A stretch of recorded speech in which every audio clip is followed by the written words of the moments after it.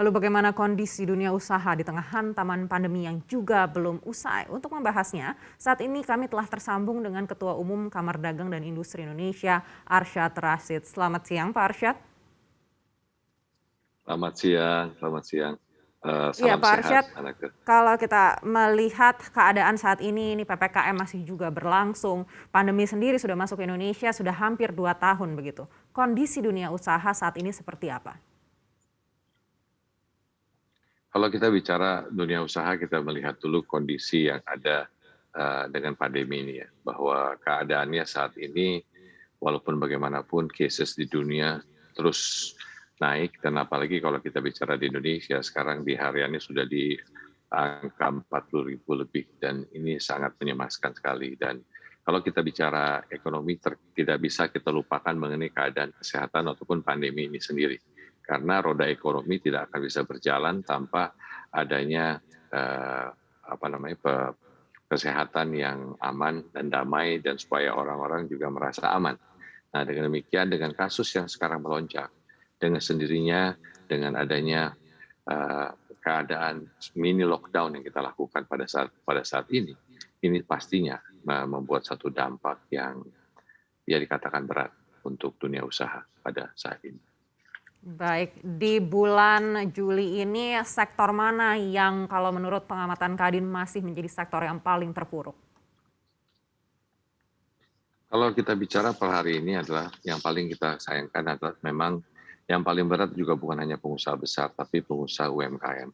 Yang dimana kalau kita bicara pada saat ini, membicarakan bahwa contohnya dalam sisi penjualan makanan, kita bicara untuk perhotelan, kita bicara untuk hal-hal sedemikian rupa. Inilah kira-kira yang sekarang ini boleh dikatakan bisnis-bisnis yang dinaungi oleh SMEs, itulah yang menjadi dampak. Tapi di sisi lain kita katakan juga bahwa tetap aja ada yang namanya the winning industries. Kalau kita bicara misalnya seperti agriculture, healthcare tetap berjalan dengan baik, education.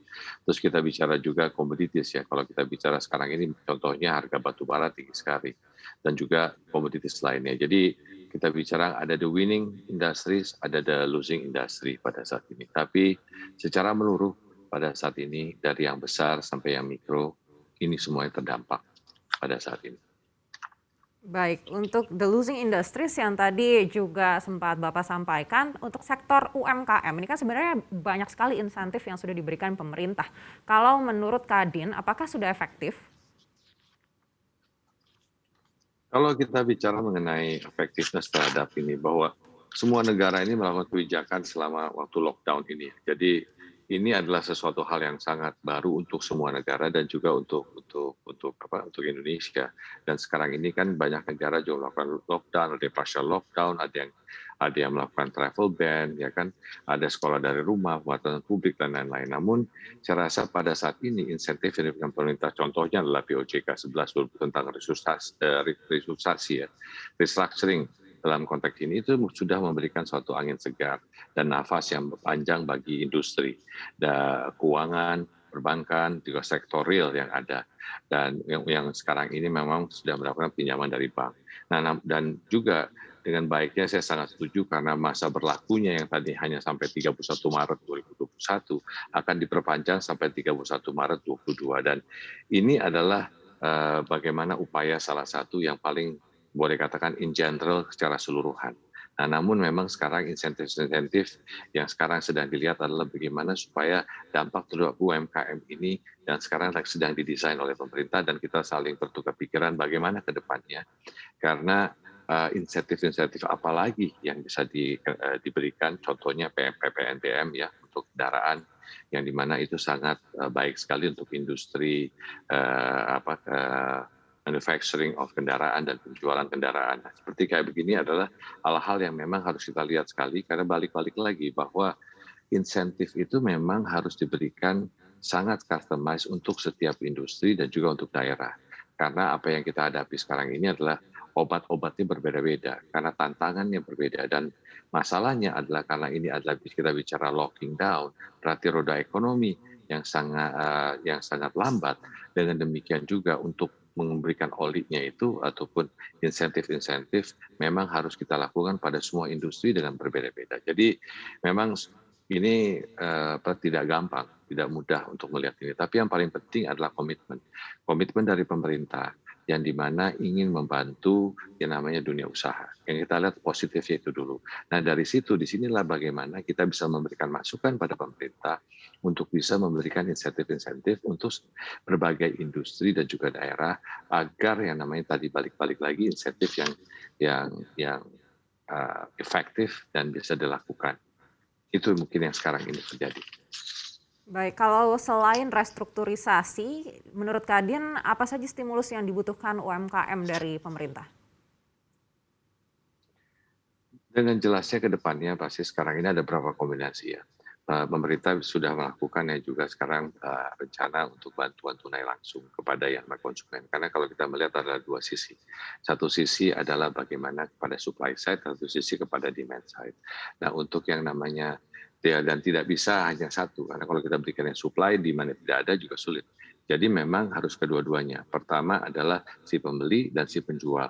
Nah yang pembeli harus diberikan insentif tadi BLT dan lain-lain, dan upaya lain lagi untuk apakah bisa diberikan untuk tenaga kerja dan juga konsumen lainnya. Nah di sisi lain si penjual ini kita juga bisa melihat tadi kan apakah bisa dilakukan pembantuan pendanaan, yaitu dengan suatu soft loan yang ada diberikan kepada namanya UMKM ini.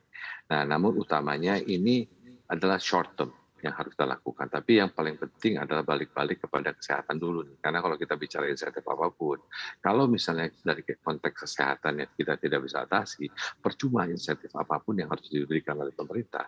Karena kesehatan ini adalah menjadi majority. Karena untuk kita membangkitkan ekonomi, kita harus memulihkan yang namanya kesehatan dulu. Jadi kalau saya melihatnya pada saat ini, kita harus fokus dulu terhadap penyelesaian kesehatan. Nah di sisi ini, kesatuan dan persatuan kita untuk bisa bersama-sama perang melawan pandemi ini harus menjadi keutamaan. Karena kalau tidak bisa kita menang melawan pandemi ini akan sulit roda ekonomi berjalan. Jadi kita mau bicara insentif apapun akan tidak bisa bekerja tanpa adanya penyelesaian terhadap kesehatan. Nah, saya lebih condong melihatkan bagaimana vaksinasi ini yang dimana kita juga berpartisipasi sebagai vaksinasi gotong royong, di mana perusahaan-perusahaan kita coba membantu untuk meringankan biaya daripada pemerintah. Nah ini yang harus kita lakukan. Selain itu adalah dalam masa-masa krisis pada saat ini, bagaimana dunia usaha, khususnya sekarang Kadin, kita juga melakukan membantu pemerintah untuk melihat bagaimana penggunaan oksigen, bagaimana untuk rumah sakit darurat, tapi utama lagi adalah saya kepadanya teman-teman semua pengusaha-pengusaha bahwa memang ini adalah suatu perjuangan. Tetapi kita harus utamakan dulu, kita follow namanya kedisiplinan. Jadi disiplin terhadap apa yang harus kita indikan untuk menjaga kesehatan. Jadi bicara stimulus per hari ini akan sulit kalau kita tidak bisa menyelesaikan kesehatan. Nah, namun di sisi lain juga agar terjadi balance antara menjaga kesehatan dan juga ekonomi. Jadi contoh-contohnya tetap kalau yang bisa ekspor oriented bisa jalan, kalau pabriknya bisa ini, kita harapkan tetap bisa berjalan manufacturingnya seperti tekstil dan lain-lain, yang dimana mungkin cuman hanya memang protokol kesehatan harus ekstra, namun jadi dengan demikian protokol kesehatan kita jaga supaya tetap produksi berjalan, produktivitas kita jalankan. Jadi sekarang ini fokus utama pada saat saya sih melihatnya adalah bagaimana yuk kita fokus terhadap kesehatan sambil kita melihat ke depannya bagaimana insentif-insentif yang bisa kita laksanakan untuk setiap industri yang ada. Jangan lupa untuk menginstal aplikasi CNBC Indonesia yang tersedia di App Store dan Play Store untuk terus mengikuti perkembangan berita ekonomi dan bisnis terkini.